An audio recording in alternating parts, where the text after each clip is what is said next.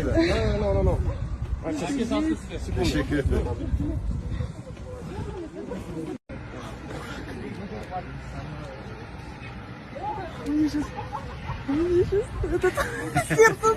Again. Простите, я вас прошу. Teşekkür ederiz. Merhaba.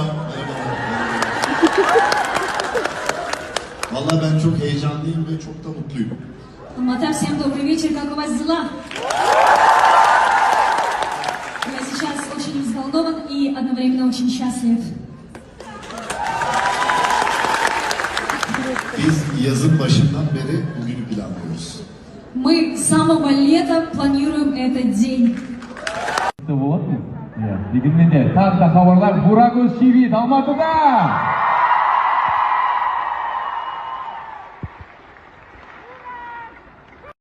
Çok adamsın, çok şans olsun sana. Мужчины, я думала, я поеду в Стамбул, я знаю, я ресторатор-ательер, я думала, поеду в твой ресторан. У тебя есть супер ресторан, Бюрек. Gerçekten mi? Малибей! Беседу çok серьезно. У меня вопрос.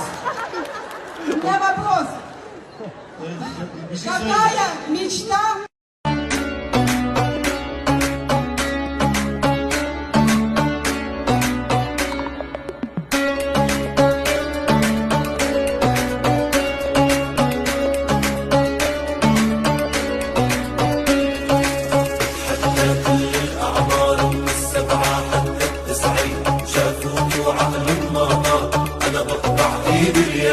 أنا بتحدى كل الأعمار من 7 حتى 90 مشافوك وعقلهم ما ضال أنا بقطع إيدي اليمين أنت منك عادي يا بعيك المنطق بيقلي مثل الطلقة الروسية إذا ما